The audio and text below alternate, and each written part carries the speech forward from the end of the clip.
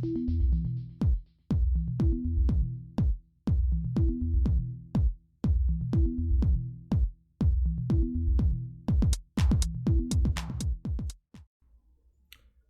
morning, Celtic fans, and welcome back to the channel. So yesterday, Celtic and Brendan Rodgers put out, Celtic put out a press conference, and it was a mixed bag of information that we got yesterday. Obviously, there was news that Mikey Johnson, and let's face it, I don't think Mikey Johnson is going to cut the grade at Celtic. He was given obviously that extended year onto his contract before he went to Portugal.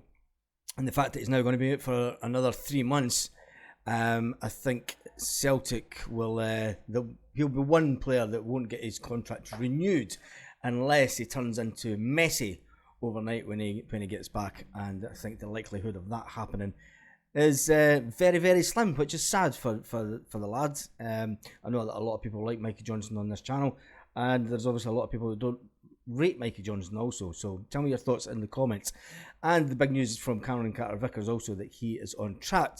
But with that being said, let's listen to the manager and see exactly what he had to say about things yesterday, and then we'll give my opinion on it, because it's called One Celtic Fan's View.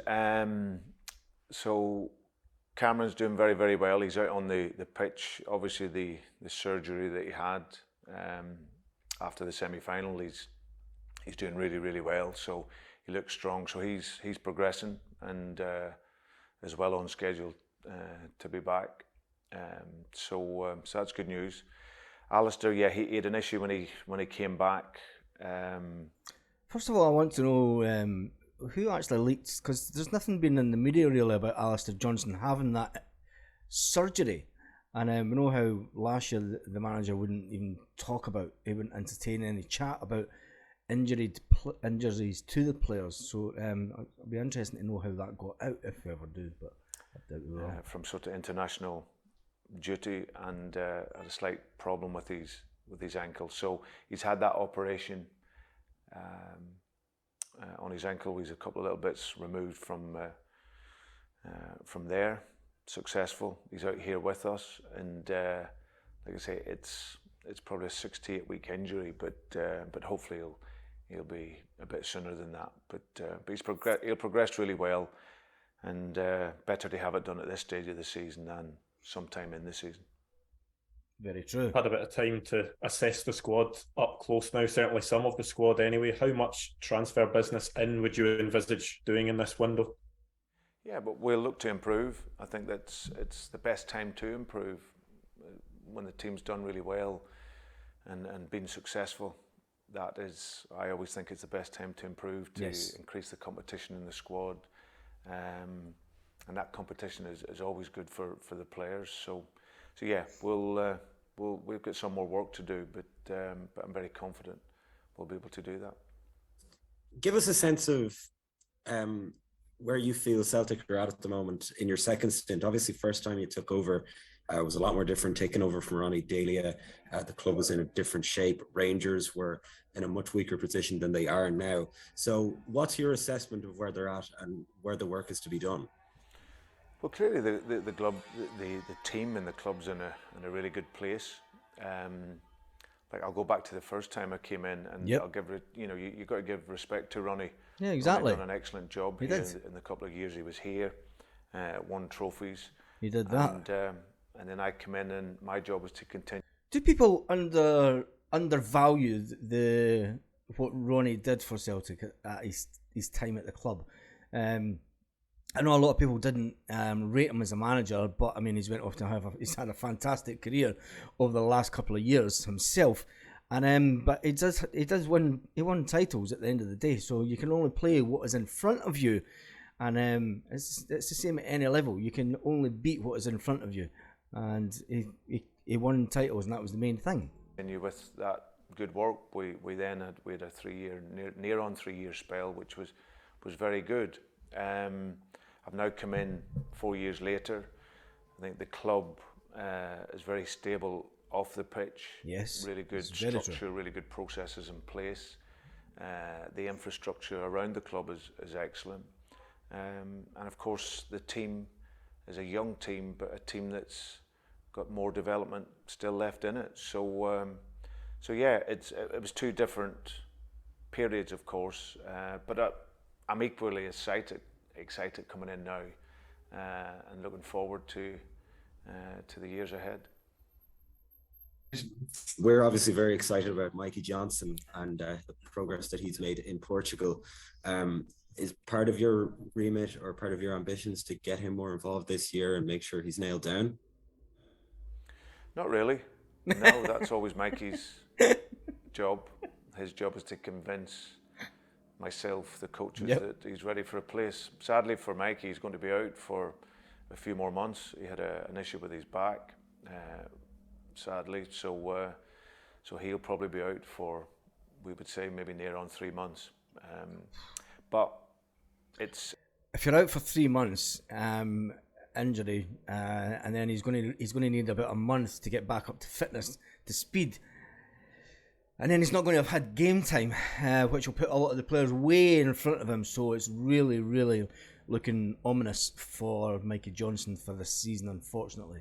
It's the players' responsibility.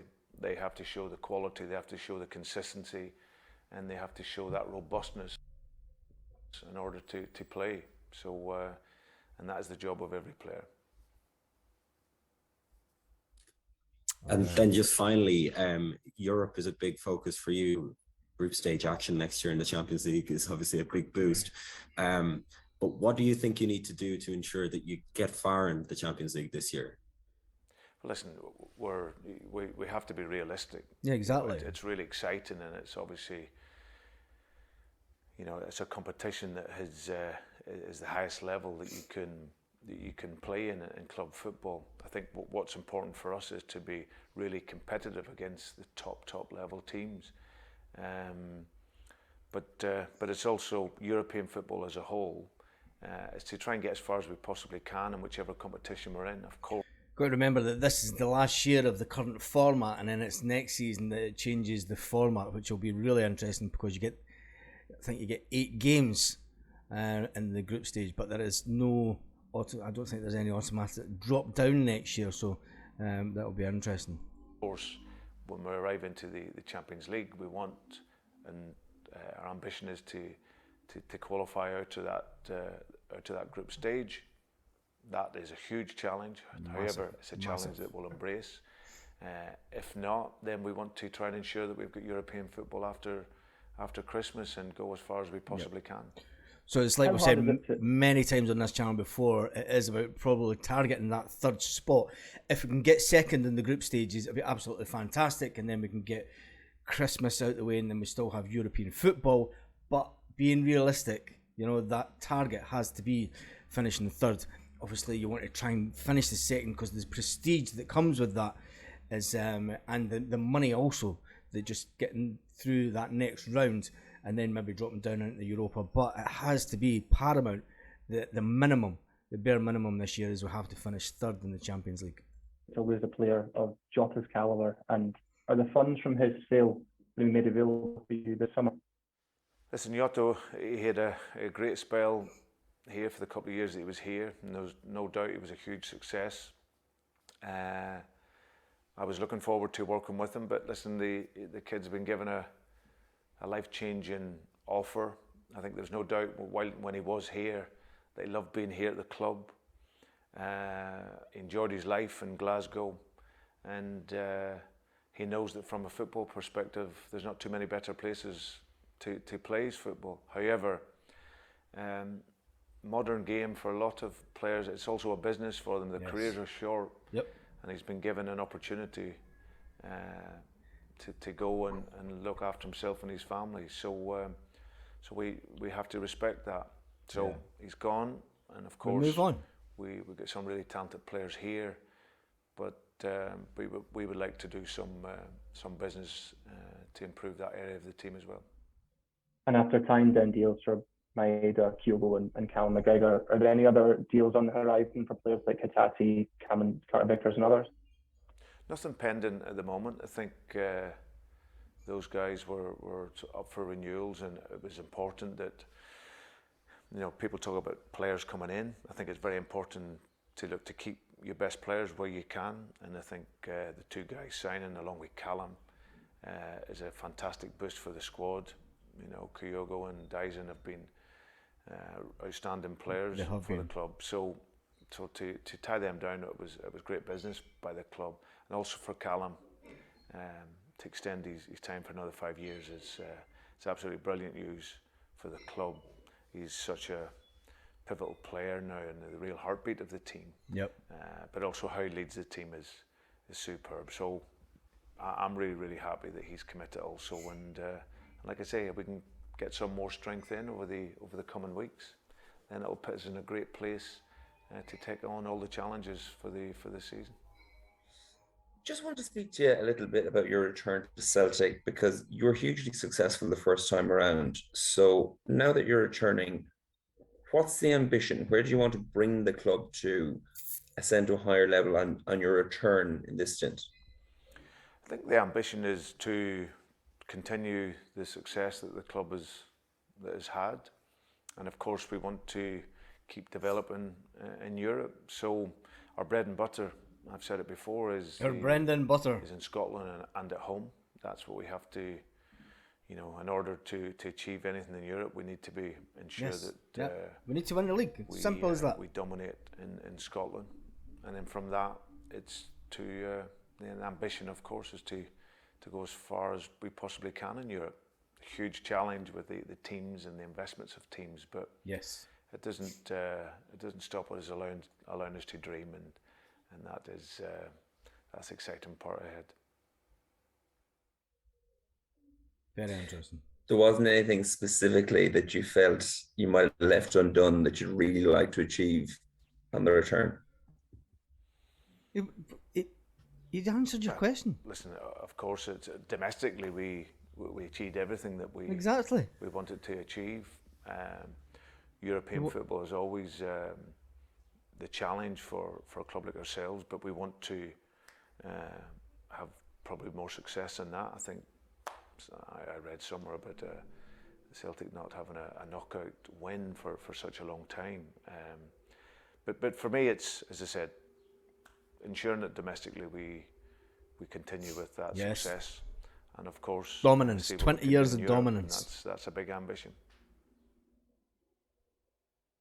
And just on the upcoming game against Wolves in the Aviva Stadium, there's obviously going to be huge excitement. The atmosphere is going to be electric. It's a good pre-season game anyways, because it's a good challenge in terms of the level of the club you're playing. But what's the significance of that bringing Celtic to Dublin? Well, it's great. When I seen the Wolves game on the schedule that it was going to be in Korea, I always felt that was a really good opponent for us. But obviously, sadly, I think he was about to let a slip of the tongue there, and I think he was about to say before I took over. So interesting.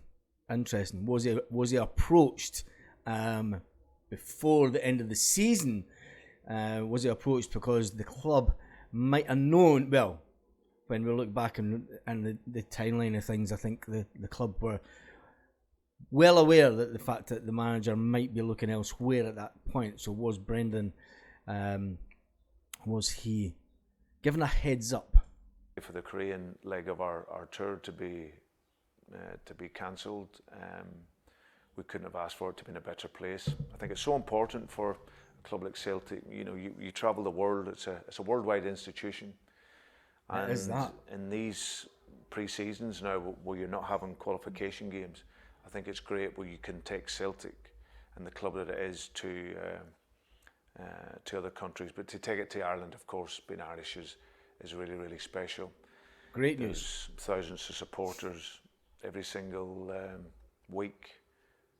You know, they make a huge sacrifice financially, time, everything. Yep. Because Celtic is their life, and for lots of supporters, it ends up nearly being a 24-hour trip just to get across to Scotland to watch the games and back again. So to be able to reward those supporters and bring the team across to Ireland is really special, and I look forward to that. And Aviva's a brilliant stadium. Obviously, took been there before and took the team there. So looking forward to it. And Brendan obviously knows that because his brother does that trip on a regular basis on the Celtic buses. That was a really interesting interview. I think the one bit of information that we missed out in that interview is Marco. Marco, the Australian, is out injured. And Celtic knew that he was out injured before he picked up a knock with Australia. And he is going to miss the start of the season. So that's quite disappointing for Marco. It does show that we are trying to bring in another winger. He did say that. He says it's an area of the pitch that we are trying to find the right player to bring in. No big announcements due anyway. That's one thing that we can be sure of. There's no big deals that are ready to be done and unleashed, which we were kind of hoping would be the case this week. I think all fans were hoping that we might get a few big deals in the door. It's a shame about the whole Mike Johnson scenario. I think he's really going to struggle. It's going to be honest.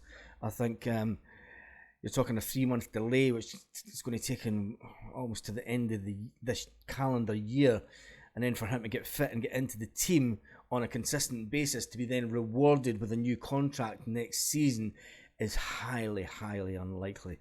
But you never know, the player might come back in and be absolutely amazing. And we hope that is the case. With no big announcements due today that we don't know of anyway, we can't see. We'll just have to wait and see what the Celtic media team throw out at us this afternoon. So on that note, I hope you've enjoyed this video. Have a great day, Celtic fans all around the world.